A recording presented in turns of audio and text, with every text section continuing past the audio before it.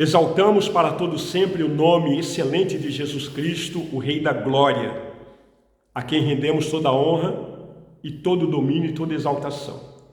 Olá, meus amigos, tudo bem? Eu sou o Bispo Antônio Oliveira, falo a partir de Maputo, Moçambique, o seu companheiro de estudo da Palavra de Deus. Vamos estudar nesse momento na aula de número 181C. Essas ministrações nós estamos abordando sobre educação e cuidado com os filhos e dentro de um tema maior que chama Família 3. É um seminário que estamos realizando e nós entendemos que o Senhor tem tratado de uma forma muito especial com as nossas vidas que temos participado. Amados, aula anterior estávamos falando sobre a crucificação de Jesus no momento em que aqueles que estão executando tomam dos cravos e encrava pelos pulsos, Jesus Cristo no madeiro, E ali nós estávamos falando sobre essa condição e queremos continuar a partir desse momento dizendo que a barra da cruz é então levantada, depois que Jesus foi encravado ali naquela barra, e colocada em cima do poste. E depois de içarem esta viga até o poste, ela é pregada com segurança na viga vertical da cruz. Então, entende-se que foi dessa maneira que foi feita a crucificação. O braço vertical possuía um grande apoio colocado na altura apropriada, que seria uma espécie de um selim, para suportar o peso do corpo.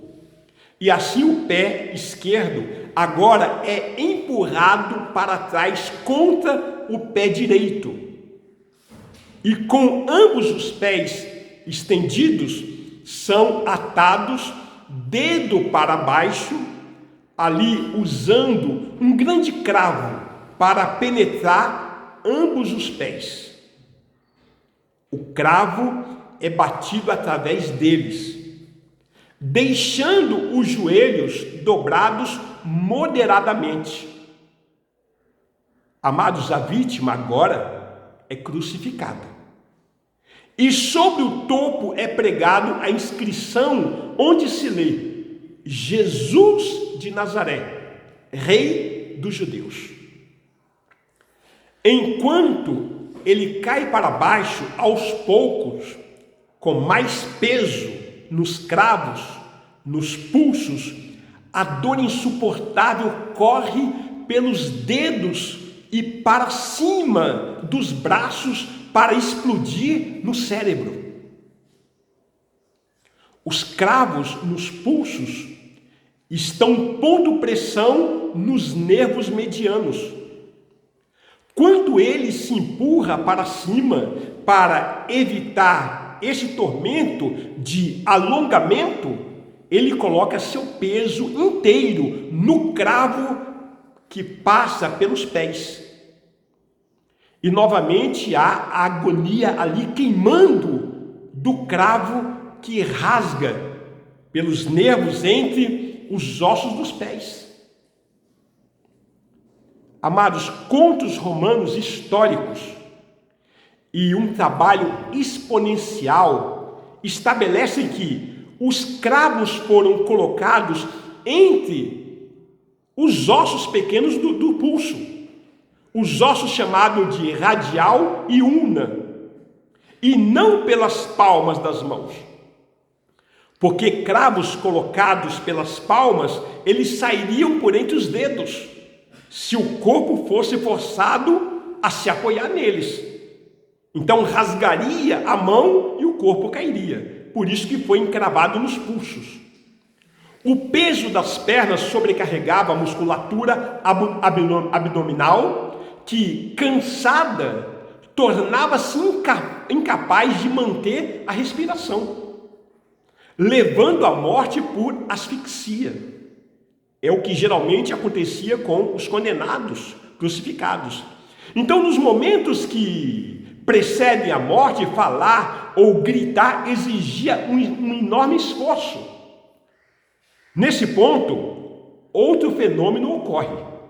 Enquanto os braços se cansam, grandes ondas de câimbras percorrem os seus músculos, os músculos cansados, intensa dor.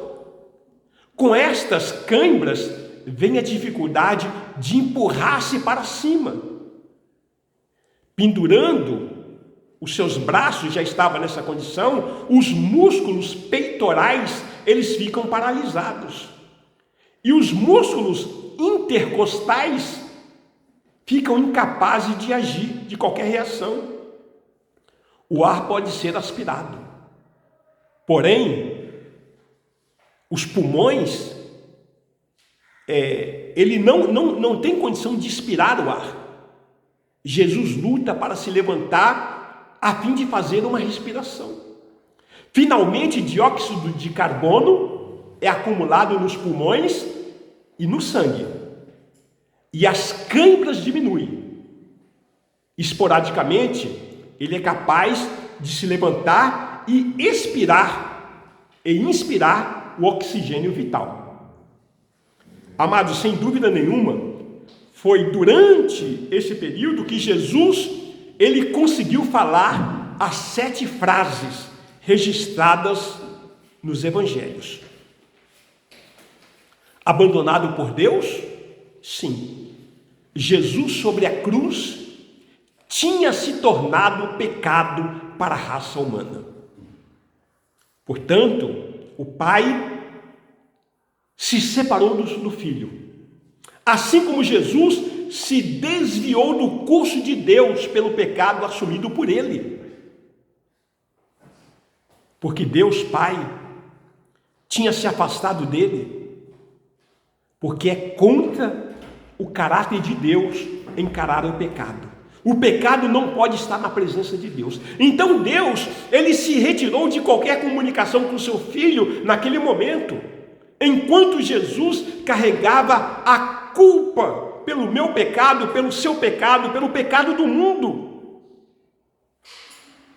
Ele passa dores de dor sem limite, ciclos de contorções, câimbras nas juntas, asfixias intermitentes e parciais, intensa dor por causa das lascas enfiadas nos tecidos das suas costas dilaceradas, conforme ele se levanta contra o poste da cruz.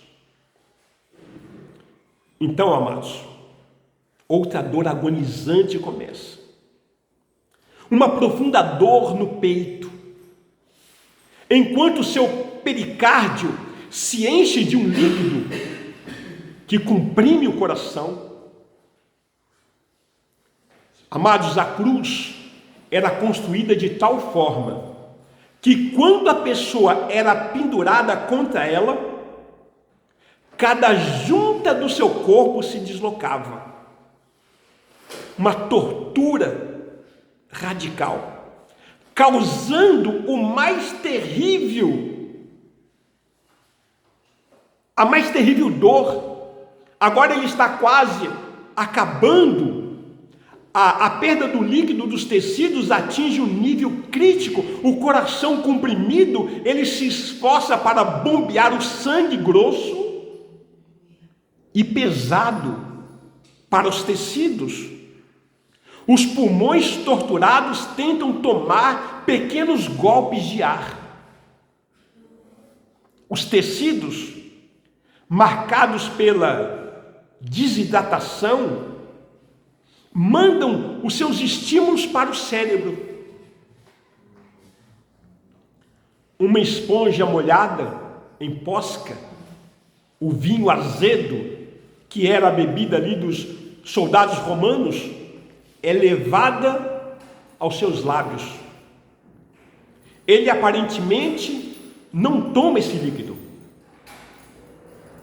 O corpo de Jesus chega ao extremo e ele pode sentir o calafrio da morte passando sobre o seu corpo.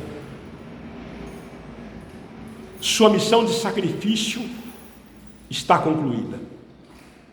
Finalmente, Ele pode permitir o seu corpo a morrer. Não foi a morte que tirou a vida de Jesus. Com um último esforço, Ele mais uma vez pressiona o seu peso sobre os pés contra o cravo, estica as suas pernas, respira fundo e grita o seu último clamor: Pai, em tuas mãos entrego o meu espírito. Oh, queridos, lábios e supercílios cortados, olhos inchados, rosto parecendo uma bolha, a língua grudou no céu da boca, todos os ossos saíram do lugar. Coração derreteu-se como cera.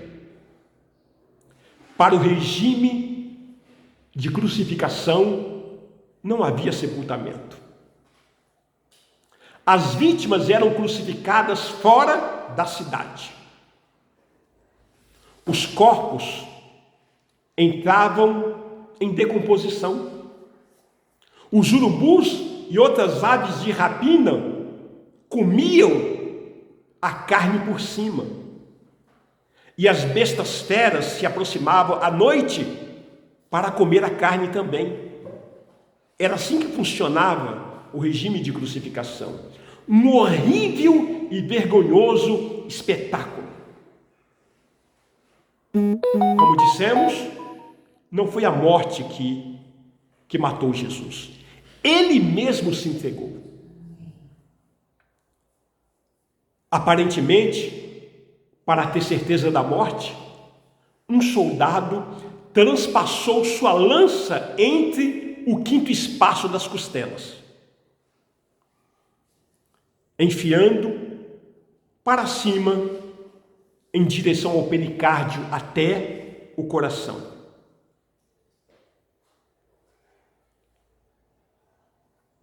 Amados, paramos por aqui. Na próxima ministração tomaremos a partir desse ponto em que estamos falando sobre o martírio de Jesus Cristo, o alto preço que Ele pagou para que eu e você estivéssemos aqui, para que os viventes desse planeta tivessem a oportunidade de honrar o Criador e andar no caminho da justiça.